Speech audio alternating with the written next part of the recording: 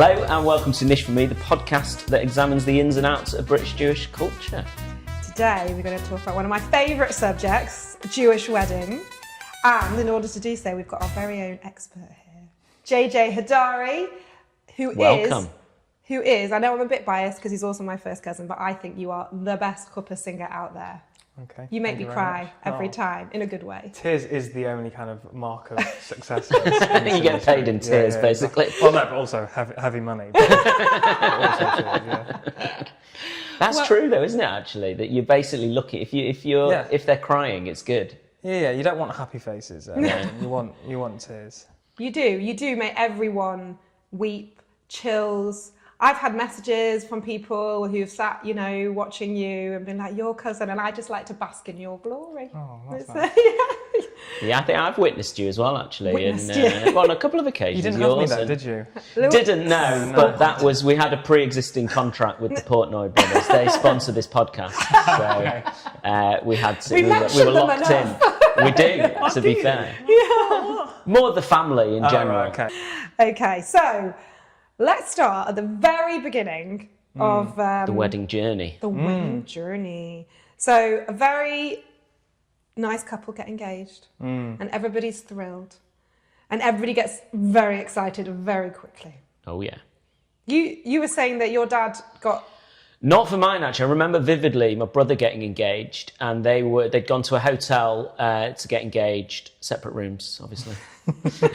Anyway, they got engaged, and we all descended on this hotel the following day, Dee's parents, my parents, me, who was hopelessly single at the time. And I just remember my dad came marching in with the Jewish calendar and was like, "Okay, let's get dates." I was like, "They've not even been engaged for 12 hours." I was like, just let them enjoy it. My mum turned up with wedding planner for her, a wedding planning for me, and we got engaged in the February. And she said, "How about summer wedding?" I was like, "What? This summer?" You're gonna struggle. How far in advance do you get booked? It can be 18 months to 2 years sometimes. Wow. But it depends. It can be kind of a few months' time. Have you ever been booked by a mother of a bride who's not yet to be engaged? That's a great question. No, I haven't. Maybe unknowingly to you. Do you know, I was going to ask exactly the same, but not the mother of the bride. I was going to say, have you ever been booked by a bride or a groom? I've had people say, when I get married. Sure. That's just nice chit-chat. That's not psychotic. No, but... It's not a warning sign. I've got the dress. But they often say it in front of their non-fiancé. That's different. When we get married, and I'm like, okay. Just like solidarity with the guy's eyes. I don't want to be in this conversation. But do you do that thing where if somebody books you or is thinking about booking you, do they ever come and watch you at another gig? Because I find that is a really weird sort of detail that I find, anybody who's booking a live musician, not just Jewish couples, but when you sort of slide into somebody else's wedding and you're in out your jeans and t-shirt and everybody's dressed up to the line, you sort of stand at the back and there's inevitably somebody who might know you and they're like, why are you here? Did you ever do that? No, they don't do it just for the chuppah, but they will do it maybe for the band. Yes. But also you have videos these days, loads of videos. Yeah, that's true. Do you do the simcha dancing as well? Yes. Oh, that's exciting. I often stay for that. That's nice. There's a guy called, there's a Geordie band called Storm, and he's not Jewish. It's a husband and wife. Yeah, Sarah, I think her name is, yeah. They're really lovely and they're really good, but he basically went to Gateshead, found himself a Jew, and said basically, teach me all the simcha dancing songs. And as a result, he offers that as a service despite being not Jewish, which I just find mind-blowing. Yeah. It's amazing. You can tell though a little bit sometimes when someone's not Jewish. It still does the thing, but the pronunciation and the vibe. I was trying to think what Moshiach in a Geordie accent would be, but it's sort of say, that's it. That's it. It is that, yeah. But it's very nice and it's a great thing to do because you're kind of there at someone's most special moment of their special day, and it's kind of maximum pressure. And there's very few things in life where you kind of really back yourself for, at least for me anyway. And you kind of want that pressure. It's often very silent.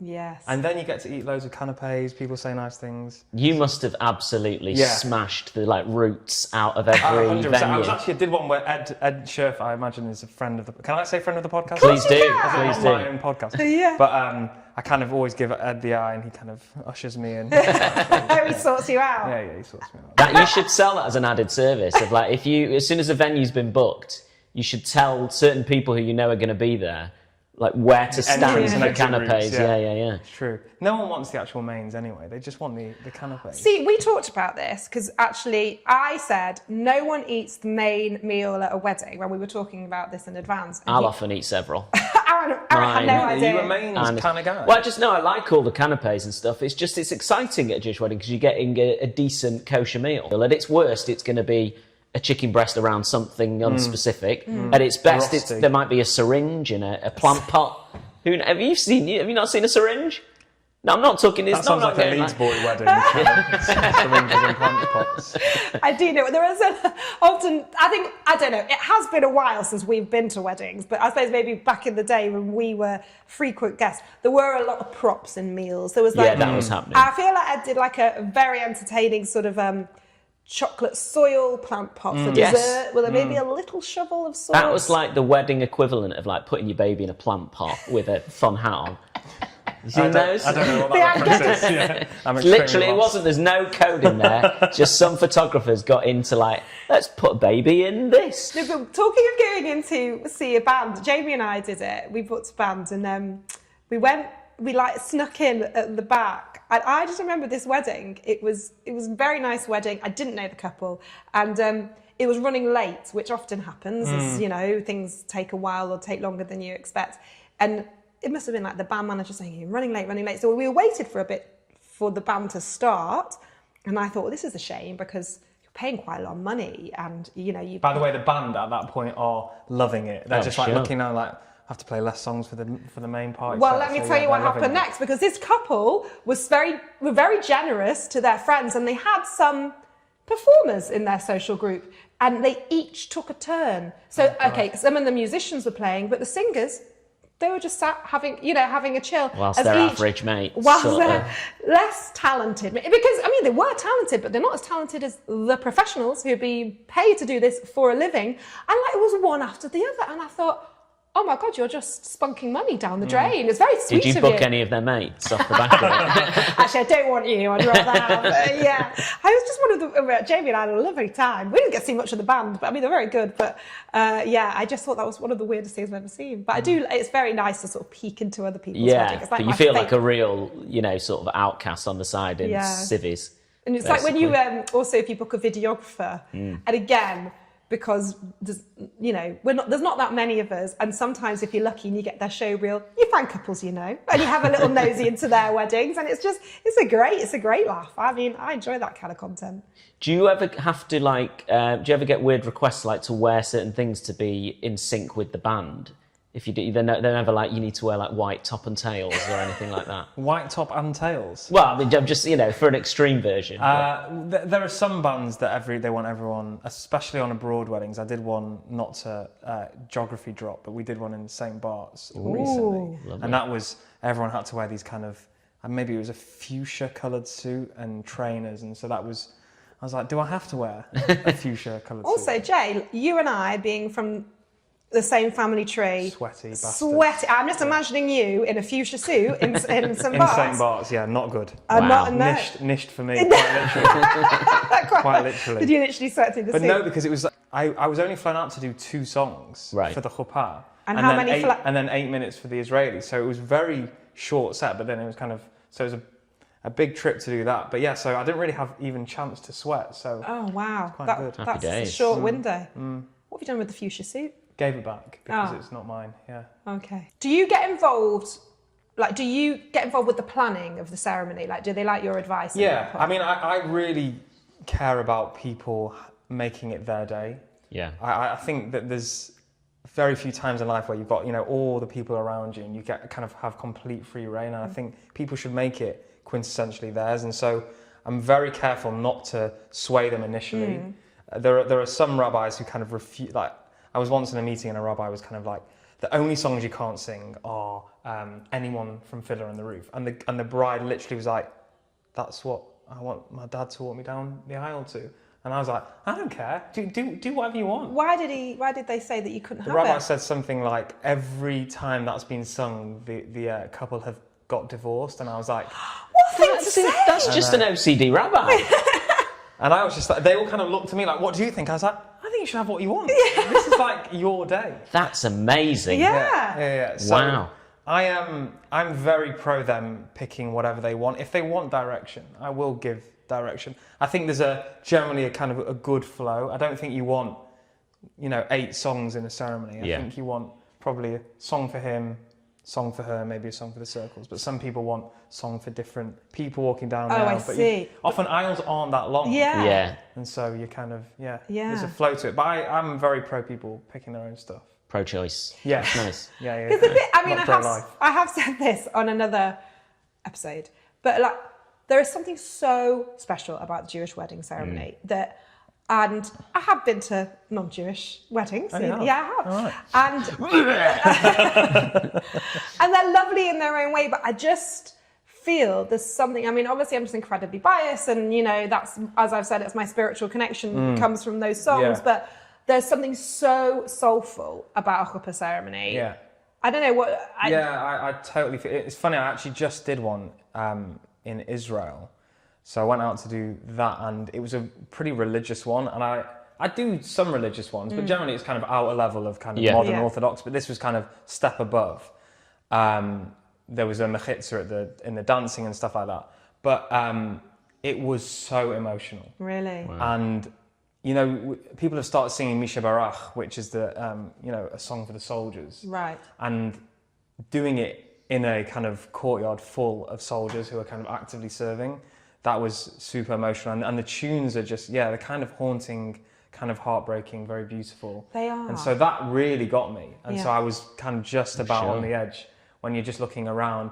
And the chatan and the kala, the bride and groom were just like praying as they were under the chuppah. Again, you don't always see that kind of level of religiosity or spirituality, and that was kind of very beautiful. Because it's supposed to be like I remember the rabbi telling us that it's like as an individual Jew, your prayers are sort of at their most powerful when you're under a chuppah. I remember a religious friend of mine saying, I'm praying for one of my ill parents. Can't remember which one, but I think that's a really beautiful thing. That I think is it especially the bride or is it both? But I think it's both, but probably the bride. Yeah. The other thing about this one in Israel is we all know Israelis, some guys just turn up in desert boots, some guy turns up in flip-flops, and there are some guys in dinner suits. And but I think that the more human you make something, I don't know, it's the more beautiful it is. And I totally respect austere ceremonies and people should have what they want, but I think people get too hung up on when a child's crying or if a kid runs onto the chuppah. I think that's sweet. And it's always a family member. You always say actually chuppahs are better with little kids sort of ruining. At one point we were thinking about having our nieces they weren't walking yet, go down the aisle together in one of those those little remote control cars things. We thought it'd be utter chaos, but fun. That'd be fun. But then we were like, someone's going to have to think about charging it. Yeah. So instead we just opted for a Holocaust survivor, which is maximum impact. Bust that in. Maximum Was he impact. on one of the cars or was he? He wasn't in one of the cars, no.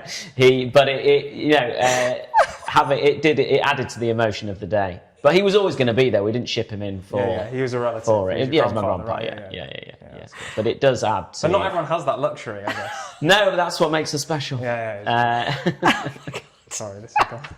We were just talking about in the pre-wedding run-up, both of you, I was treated to you both appearing at my hag, which is which I like to think is something that Jewish Mancunians made up. The hag. I think it was it Lizzie Tuss or Debbie Tussie's? It could be a Tussie invention. And I think I mean we owe him major royalties that we haven't earned. Sisters, but it's nice because obviously it's hen and stag, but we give it a little Yiddish, chag. It gives it a And it's essentially so if you're a girl, all your closest boys take you out for a night out, and if you're a boy, your closest girls take you out for a night out. And we were both on yours. There. And I don't really remember much. Logically, it was a long time ago when we drank quite a bit, but I do remember you lifting me on the chair in some sort of bar in Camden. And Joe's, I think it was Joe's. I'm sure it's not there anymore, but... And before the bouncer could say, stop that, I fell. You tipped me off. Fell or dropped? We dropped you. At my actual wedding,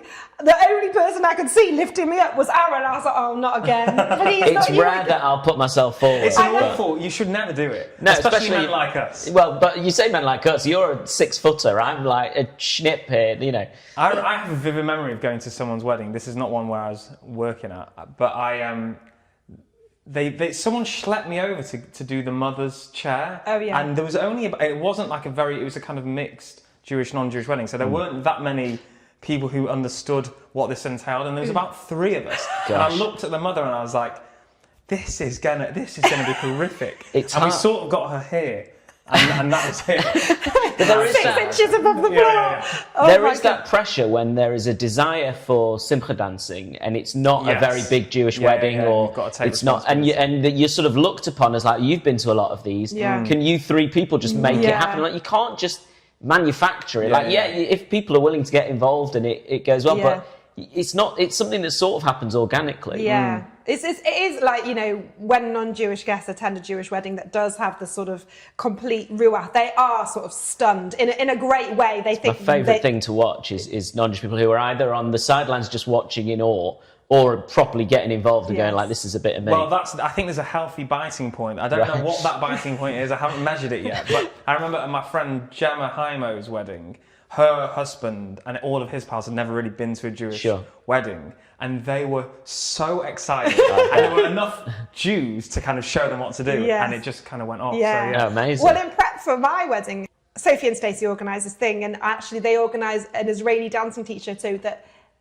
all my non-Jewish friends could like get stuck in. That's a good idea. And B, there's another dynamic of a Jewish wedding dance floor that does get on my nerves, which is that sometimes the male dancing gets so rowdy.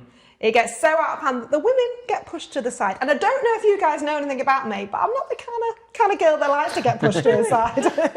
But yeah, so I wanted to make sure that we could like stand firm. Excellent. But it's like something gladiator, like hold the line. Yes. I imagine Jamie's not the kind. I can't remember your Israeli dance, but I imagine Jamie's not the kind of guy that wants wild Israeli dancing. It did go wild. But it's not his choice. That's the thing. That's It's true. like all of his friends are up for it. He ended up with blood on his shirt, not his own. Oh, We checked for any.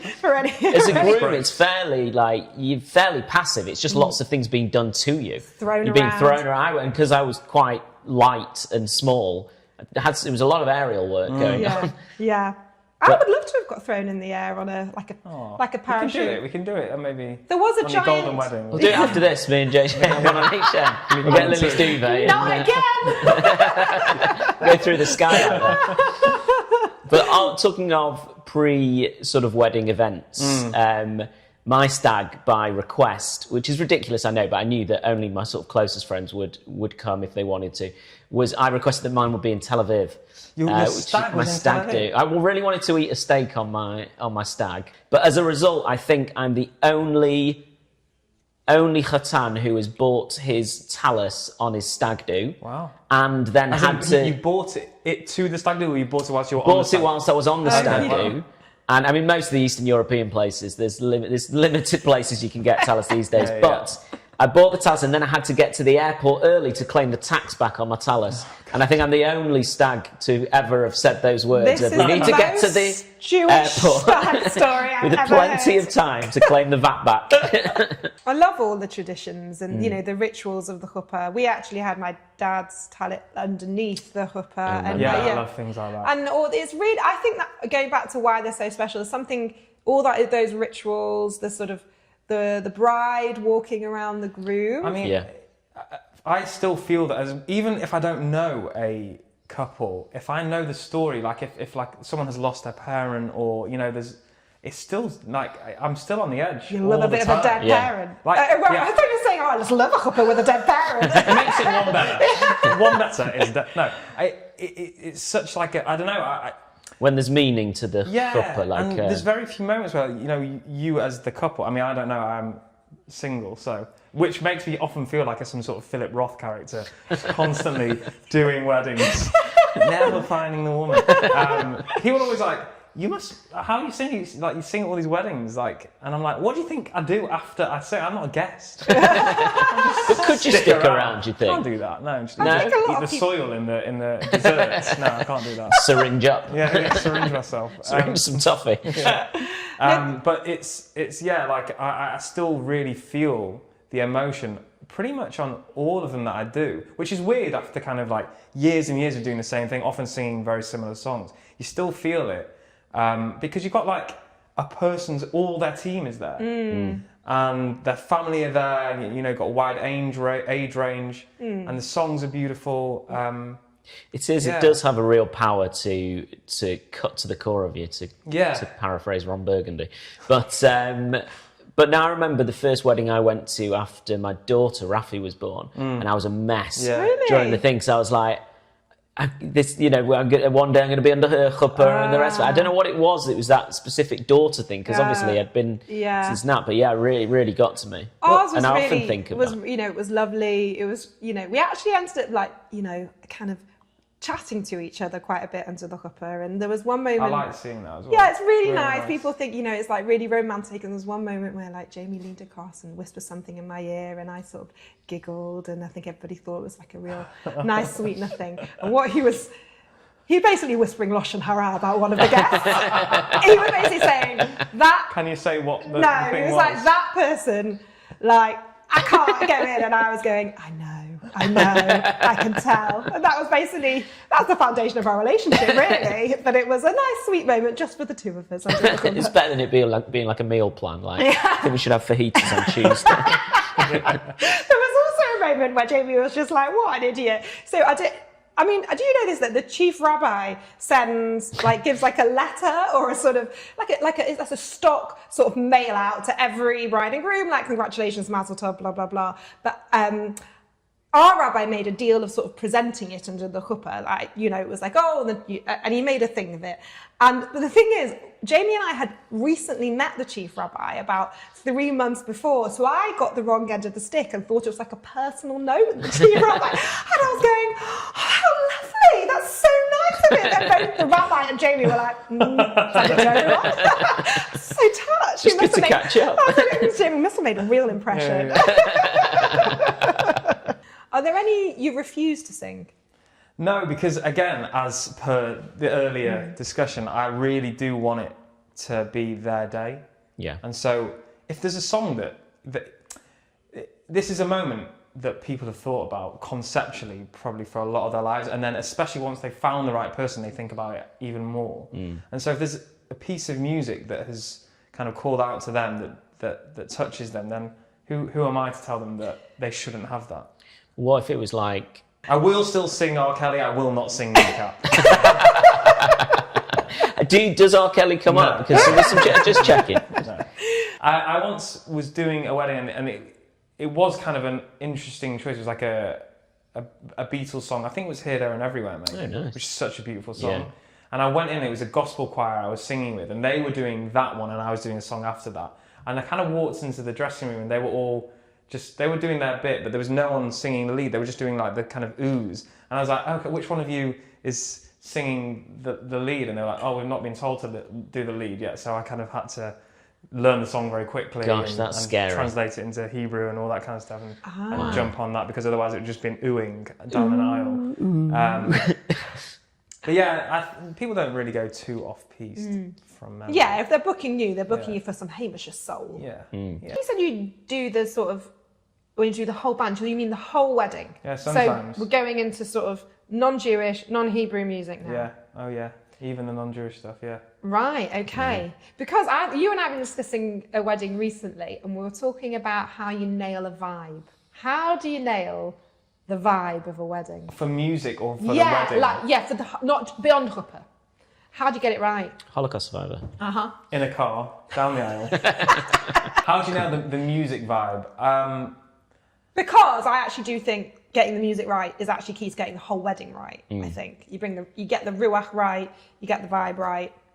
Such a good question. I guess, from a musical standpoint, you just want really good players who kind of know what they're doing, who've done it before. I think especially on like Israeli dancing and the chuppah, just before we go to the party set, it really makes a difference when people have played it before. But you won't believe the amount of weddings that you do that maybe, you know, because musicians are always joining and leaving bands, so you've often got kind of a new keys player, a new guitarist, whatever. They may not have played it before, but when you do weddings with, you know, maybe Jewish instrumentalists or people who've done it kind of hundreds and hundreds of times, it does create a slightly different atmosphere. Because can you slightly improvise, like Well, feed off often the they'll crowd? do like harmonies, for example. So again, like this one that I did recently, there was kind of 5 guys playing with me during the chuppah, and it was kind of 4-part harmony. It just elevates everything musically. So that's really special.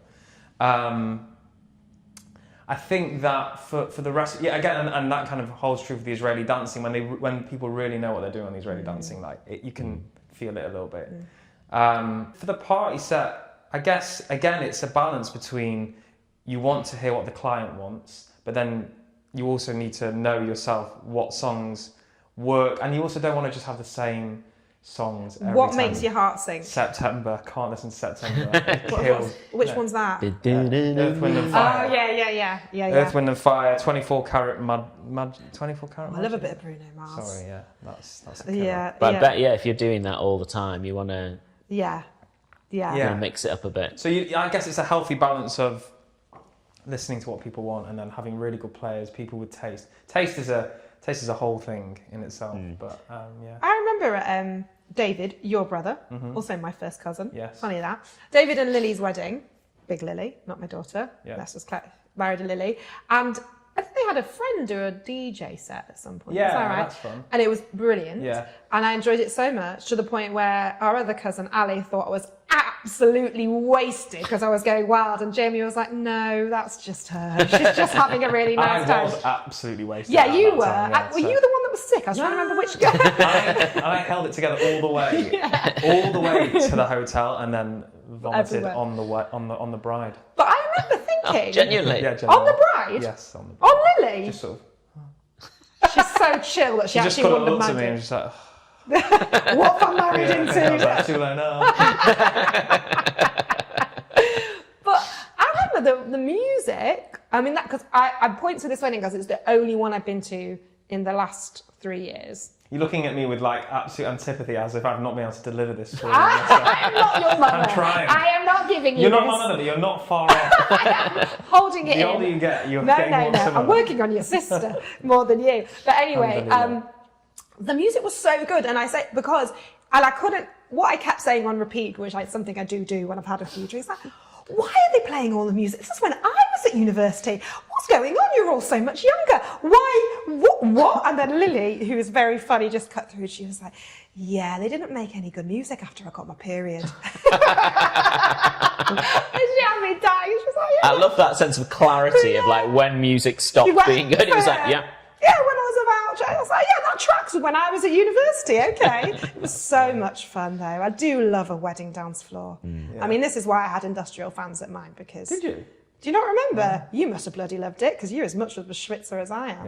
Yeah, I'm really up there. Yeah. I remember doing my cousin Josh's in Virginia in like, God, it'd be July or something like that. Oh, wow. And it was kind of 40 degrees. And it was one of those where I'd taken my jacket off, but then I'd sweat through my shirt. So then I had to put it back on and then sweat even more. Did you take spare shirts? Oh, yeah. Yeah. Have you ever been under a chuppah or on stage if you're doing the rest of the dancing and just looked at the couple and thought, this isn't going to last? And if you could just name them, give like the date of when you did it and... The date that they have divorced. I can't answer that question, but I have, now you say it, been under the chuppah with someone I may have Oh, JJ. Amazing. kissed relatively relatively recently before the chuppah took place. Right. Well, she was single. Right. Okay, just clarify clarify, that. yeah. That this wasn't is part great. of the service, yeah. But that was an interesting one, I guess, I imagine. because it was I remember it being a very small chuppah, and you're not under the chuppah when you're singing them down the aisle, but if you do the Sheva Brachot, you are under the chuppah, and they were like, "Can you come under the chuppah for the Sheva Brachot?" I was like, "Okay." That is wild. And it was very intimate. Yeah. Less intimate than it previously had been, but still intimate. But yeah, I remember looking when she texted me saying like, "Can you play the wedding?" I was like, scrolling back, I was like, this is interesting. It's not that long ago. Yeah. Maybe you were just what she needed, JJ, to spur her foster towards. single women and then just give them their forever homes. Sorry. This is why I'm single. Go on. So have you ever witnessed any wedding disasters? Have I witnessed any disaster? Not Oh, yes. because of you, obviously. No, I mean, there was it was just before Imesh Kachech, and the grandfather sort of fell backwards, holding the grandma, and someone kind of ran on, and they said, there's no pulse, and then CPR was administered, all that gear. But it was in kind of central London, and we were basically next to a hospital, and so everyone came rushing in. Gosh, did you keep singing underneath? Yeah, I was like, just I've to been give paid it a to do a bet. job, and I've got to go, so I just carried on. Yeah. Was he all right? He survived. And you know what? I did a wedding recently, and Somebody died. no, and someone said to I think it was the father of the bride was there and said, he's still alive. I was like, great. But what we did do Sounds so sincere. Great. I'm actually working here. We ushered everyone out as the ambulance came in, and then after they removed the guy, the grandpa, we brought everyone back in, and they kind of stood up, and we finished. We did Imesh Kachech, and it was actually quite a beautiful moment because it had been so emotional. I'm sure. But did everybody know that he was okay? Because I would, if he was okay, because No. I'd be on Spilks being like, is the fella dead? No one knew. But they still had a lovely time. Yeah, it was nice. Yeah, You should have sung "Staying Alive" as the beat, isn't it? Yeah, for yeah, CPR. yeah. That could have been helpful. There was a good story. Sorry, No, go there was for a it. good story that a keys player told me recently that they were doing a wedding in Italy, and they the couple had got a fairly rogue Italian rabbi, Right. who was That sounds brilliant. Just I mean, it's exactly what something you're about the expecting. Italian that does it. I don't know why. Well, whatever you're thinking is exactly what's about to happen, because he apparently said to them before, and they were like, so what's the deal with you? And he was like, don't worry, we'll sort it out after, They're like, how much? And he's like, no, don't worry, it's all cool. And then they got to about a minute before the chuppah, and he just kind of said, right, I need, and put an exorbitant fee. Wow. And he's like, you need to pay me now, otherwise I'm not marrying you. And they just paid him. Part of a rabbi mafia. Yeah, the Italian rabbi mafia. That's phenomenal. Yeah, it's I'm good, in the wrong good business. That, yeah. Screw people over at their happiest moments. Yeah. Do you remember how we said this podcast is, here to portray, The Jews in the Jews, positive yeah. light? I'm not sure that story's going to help, Yeah. but it was amusing nonetheless. Yeah. Absolutely. So that's a good one. So I feel like we've covered a lot of wedding ground, and we're nearing the end of the do. And one of the things that I enjoy at a Jewish wedding is that sort of post-wedding food, because I don't really eat the mains because I'm too busy cutting up the dance floor. I still don't count myself out at this point. I'm usually like limping around, just like holding onto the walls, looking for more food. You had as an Estelle Shires. Which we didn't know about. Yeah, I think there was some bagels. Yeah, there were some bagels at the end of the do. And then we sat down, and then my mother-in-law brought out an enormous heart-shaped... I didn't know she did a heart-shaped one, but she does. Wow. They brought out a massive Estelle, which was a lovely touch. And it had two Alephs. Two Alice. It had the wedding... And there was no meat there for you? Not in the cake, no. It was her classic marble. Okay. No, but you get like shawarma stations these days at some really swanky do's. The problem is I'm rarely there at the end. I've usually fucked off sort of after the Israeli dancing. Yeah. But it's nice because often it's not always just the end of a wedding. It's often something just to carry you through the last 20 going. minutes of dancing, because there's nothing like a shawarma on a dance to be like, Ours, we had bagels at the end, and a lot of my non-Jewish friends were like, this is a genius idea. Soak up the alcohol. The Alces enjoy the coffee and tea station though. They do. They love That's only there for them. Really. that is a good point, by the way, that you the earlier in the wedding you need to cater to different demographics. Yes. So you need to. I always think that kind of maybe a jazz section, as a lover of jazz, I think kind of like during the reception, or even during kind of the dinner bit, you don't want. I think you need you need dynamics in a wedding. So you don't just want to be blasted with music at every opportunity, the same level. I need some time to eat 3 main courses. Correct. You need steak after And it's steak. appreciated. Yeah. And so you want kind of stuff that can allow people to dance, but also creates a kind of relaxed vibe. You don't just want party set. Yeah. I don't know if they still do this at weddings anymore, because again, it's been a while, but do you remember there was that sort of sense, that kind of trend for everybody to get up on their chairs? Yes. I can imagine you must have been so pissed off. I can imagine just be sat there. Just come on, guys. Yeah. I mean, Oh no. just one arm up holding Anna's hand and the other. I can just imagine me like, please not our table, please don't join in. No, it did have, I think it was when we were going round the tables, so we were schlepped up on our pal's table. But yeah, it was usually, they often a Take That song that it happened on. Bella Ciao as well is a thing that kind of became popular for a while. That's after our weddings though. What was it, sorry? Bella Ciao. Which Song. is like I'm pretty sure it's some sort of like communist Yes, it Italian is. Yeah. anthem. But My parents sing it to Rafi. How does it go?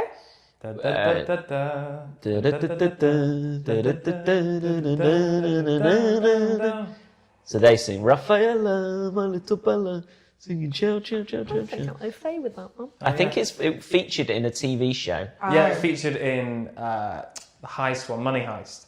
Okay, and then it became very popular again, and now it's sort of a wedding, Became a wedding anthem. staple. Yeah, I feel like we had quite a lot of sort of habonim chanting at the end. that was post. Yeah, once the band once the down band- tools, it usually Yeah. turned into a bit of a Chiron sesh. yeah. So I guess it's that part of the wedding where it's one more song from the band. One more song. So we've reached. Yeah, we'll make that our Nisht for me's. So Abs, you had the idea of doing Nisht for me wedding songs. Yes. Like songs that just annoy you. You don't need to be restricted to this. If you want, you can do general Nisht for me. Okay, so I'll go for my Nisht for me wedding song. Okay. So like, I just, other people enjoy it, but it's just Nisht for me. And for me, Black Eyed Peas, tonight's gonna be a good night. I can see why it's requested. Just because it's got the word Mazel Tov in it. That's Yeah. it. It's And rarely L'chaim. requested anymore. Thank God for that. It's out. That's out of the roster. For Oh, most thank people. God for that. Because that was one of those tunes where I had to sort of do that kind of sidestepping dance, Yeah. which means I'm not committed. No. But I'm good to know. I'm gonna try, because I'm a good wedding guest, You are. but I'm not a fan. Okay. It was Nisht for me. And there was a time when everybody was so excited that Will.i.am said L'chaim in a song, and I got it, but then it was just overplayed. So I'm glad to hear it's not on the it's out. roster. It's out of the roster. Mine's probably even further back. Well, I've got a couple, but one is when it's usually sort of like a North London boy of a certain age. This probably doesn't happen anymore, where they'll go like, oh, I'm really good at MCing, so I'll do a bit of MCing, and then you're like, well, I'll go and sit down and eat some more leftovers. Isn't that very much a Leeds boy thing? Leeds, Wasn't every Leeds boy Whitefield. an MC at one point? I'd say it's Leeds, Whitefield, and parts of Hertfordshire that aren't quite London. Radley. Are probably The the Radley areas. set. Yeah.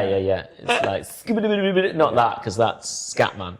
You can tell I'm not in on this scene, Nisht for but it's you. Nisht for me. Yeah. That. Also, Grease, like Summer Loving on a dance floor. I'm not into that. Yeah. That's like These must be long gone, surely. Yeah, these are. Yeah, I would have thought these so. are, These are Showing our age, as. I'm not even sure these featured in our time.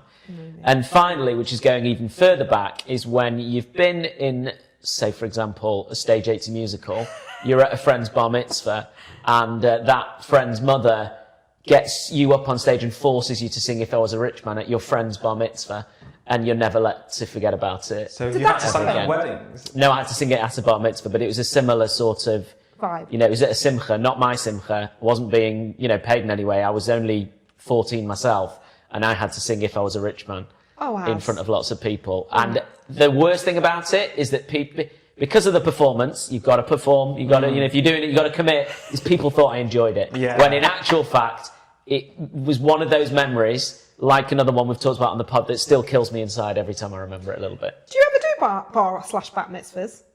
I dip into the market sometimes. What do you sing there?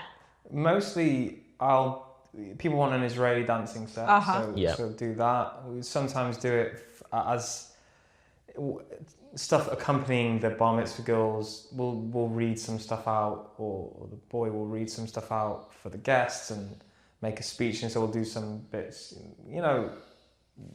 similar to the kind of songs you would do at a wedding. Really? I've done that, and then I often play.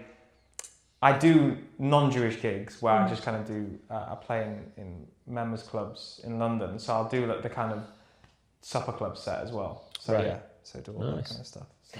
I did have a question for you, actually. You know, if you were often maybe the token Jew in a band, or with you know, instrumentalists who perhaps are not familiar with the sort of Jewish wedding scene, what kind of light can you shed for them? How do you sort of guide them through? Well, it was a bar mitzvah, yeah, and it was in a shul hall. It's a specific kind of vibe, and there was a drummer there, and he was sort of had the kind of gear that you would have, you know, Bert had in Mary Poppins, where he's got the kind of like One-man band? yeah, like a one-man drumming. I've seen this sort of thing with lighting up and stuff, does it? It didn't light up, but that would have made it one better. Wow, this sounds like an amazing do. They were bringing canapes round, and this is pre-meal, so in my break, so they were bringing canapes round, and what appeared to be ice creams were being handed out, and the drummer was like, oh, I love ice cream so much. He's like, I really love ice cream. I was like, oh, that's nice. And he sort of reached for the cone, and something in my brain was like, it's before dinner.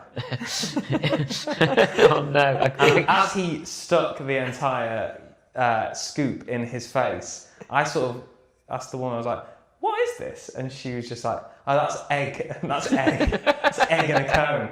And he was just like, he was mid buying what he thought was going to be. That is a brain fart. Yeah. Did he sort of crumple? He was just sort of like, he was like, why is the cone sweet as well? I was like, 2 days in. So that was a fun way to navigate someone through a simcha. But yeah, people are often quite interested. People are interested, you know, what does this bit mean? Why are they doing this? What are the 7 circles? Why do they smash the glass? All this kind of stuff. So people are, it's not something that they see every day, and I like an explanatory document during a chuppah. I think I wrote one. Yeah, we did too, and it's quite fun. Although the rabbi called me to go through mine, not in like a worrying with edits way, but he was sort of like, I think I'd sort of said, you know, like it's nice to have all the people under our chuppah who are no longer with us. And he's like, they're not ghosts. He's like, yeah, they're spirit body. He goes, but I'd maybe tweak that. He's like, they're not actually there. You know, I'm like, yeah, I get, all right, chill out. So, Jay, what's your niche for me's? I'd say I have a Jewish niche for me and just a general niche. Lovely. We're a broad church. My Jewish niche for me, and you probably won't get many guests that still get this, but it's obviously please God by you, especially at weddings where I spend a lot of my time. You know, when I was working at the Times, there was a column there written by Hannah Betts called Things You Only Know If You're Single. Yeah. And for 1 week she had to miss it, so they asked me to write it. And Things You Only Knew If You Were Single, and I wrote about that phrase. PGBY. PGBY. Sounds like a peanut butter and jam sandwich, but it's so much more. So much worse. Yeah. So much worse. Why are we obsessed with marrying each other off? People should say it at funerals to annoying people, like PGBU. That's a good one, yeah. That's good. Just go to those people who say, please God by you. So start saying to them at funerals, oh, please God by you. And on that, my general niche for me, which I actually, with my group of friends, I don't know if this is going to be allowed to stay in, but I have a friend who's very, very organised, and I always said that if I was running some sort of kind of fascist dictatorship, she would be my number 2, and everyone found that very inappropriate. Sure. But over the years, have kind of all been like, what would I be in the org structure of this dictatorship? Anyway, so now everyone's got roles, but the first. And often, actually, maybe this is why I'm still single, because often on dates I'll be like, if you were running a fascist dictatorship, who are the group of people that you would destroy first? And, wow. And I actually said it to a musician recently, this was not on a date, and then his answer was, Hamas. And I was like, no, that's obvious, like, of course. Like, what's the funny angle to it? What a basic bitch answer. Yeah, and my thing is basically people who have like loud exhausts, or play music in parks. It's always shit music. In London, you often get people on bikes with like With the boom speakers. boxes, yes, and it's never fucking good I just music. think, like, who is that right to play public music? Exactly. Like, to decide this is not just for me, Yeah. it's for all of you as well. If I liked a smell that other people found offensive, I wouldn't just waft it in their faces. Pump Spray it it out. around. And yet people think that they can do that with me. It absolutely winds me up. Anyway, so yeah, that is my Nisht for me. Yeah. I'll take Good one, it. Jay. Thank you. We have reached the end. It is Ein Kelahena Adonal Amson, except we're going to leave you listeners or viewers with a very special treat, which is a performance by JJ Hodari. And I can't promise that I won't cry. If you don't, Me as well. Yeah. It's going to be more awkward if you don't. But we will say goodbye. Indeed. So if you're still enjoying it, I hope you are. Like, subscribe. All of those things. Keep watching, tell your friends. Oh, tell your rabbi. By the way, I told a rabbi about this the other day. Did you? Yeah, I need to tell you about that after. Where did you... A rabbi? Knocked on. We'll talk about it Okay, later. cool. Okay. Got you. See you there. This is Imash Kachech, which is the song traditionally sung before the glass is smashed.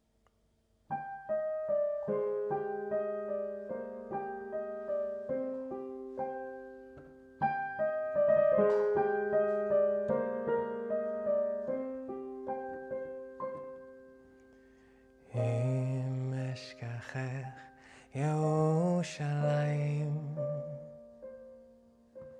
Tishkach yemini Tidbak leshoni Lechiki im lo ezkerechi Im eshkachech Yerushalayim Tishkach, tishkach yemini Tidbak leshoni Lechiki im lo ezkerechi im lo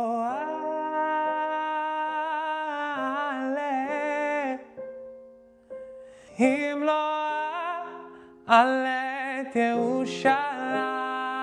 ירושלים הראש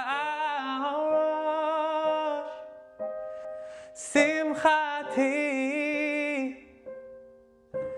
הראש שמחתי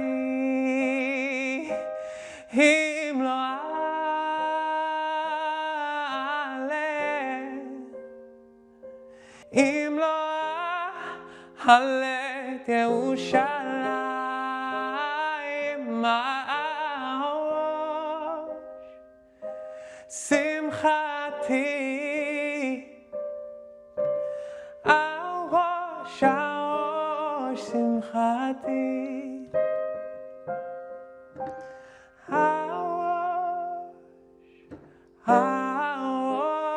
הראש שמחתי